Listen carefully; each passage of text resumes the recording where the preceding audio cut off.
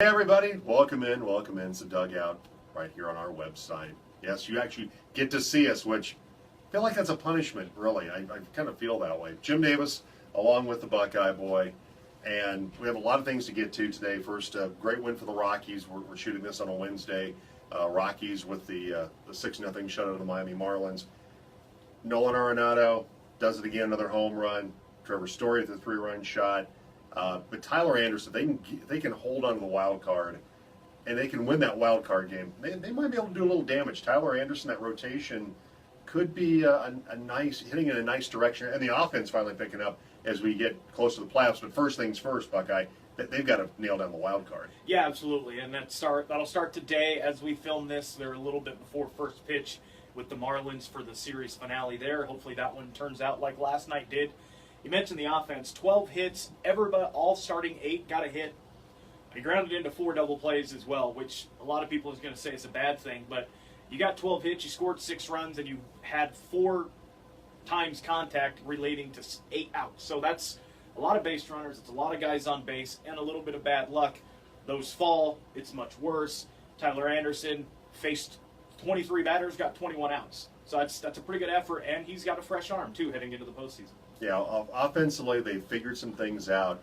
Yeah, great production up and down the lineup last night for the Rockies, and hopefully they can take care of the Marlins today. Of course, the Dodgers coming in and to wrap up the season. But for the Rockies, the offense starting to come back at the right time for this baseball team. Some sad news with Red Miller's passing. Red Miller, the former Broncos coach who guided them to their first Super Bowl, class guy, found a way to improve that offense in Denver. When they already had the Orange Crush defense, the pieces were in place for that defense back in '77 when John Ralston was there. They go out and they get Craig Morton, had a good running game with Otis Armstrong and Rob Lytle and those guys, and then obviously the M&M connection, Morton to Moses, was a big factor in their passing game. But Red Miller, who died from complications of the stroke, and he in November will still be inducted, obviously now posthumously, into the Broncos Ring of Fame, and just sad news today. Just shy of that induction coming up in November to go into the Ring of Fame.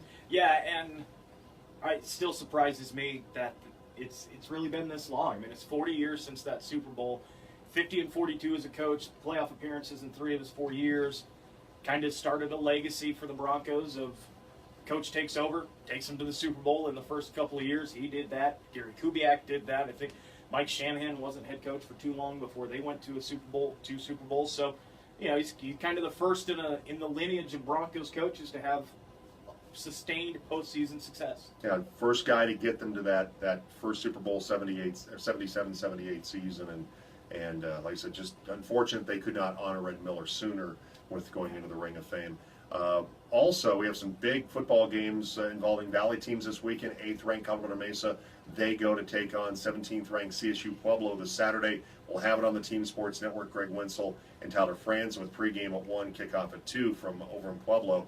And for the Mavericks defensively, they've had games where they've given up a lot of yardage and a lot of points, but last week they really ratcheted things down. Time of possession for Fort Lewis, they held the ball longer, but they really didn't do anything with the football. The Mavericks defense really responding, kind of getting things heading in the right direction. That offense has been just phenomenal this season with Easton Salem and David Tan and those receivers. It should be a great game on Saturday. The rematch from last year where the Mavericks came up with 2 goal line stand on a couple of plays late in that game.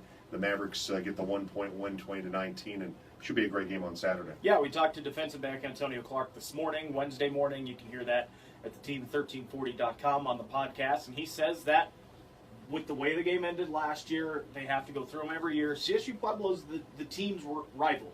This particular team's rival is CSU Pueblo, and they got them this weekend.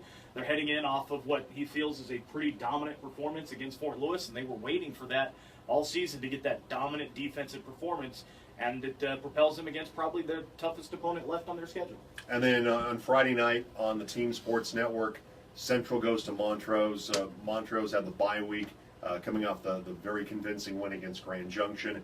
Central, a couple of missed extra points, a pick 6 late. They lose by a point to Fruita Monument. Just a great football game last Thursday night.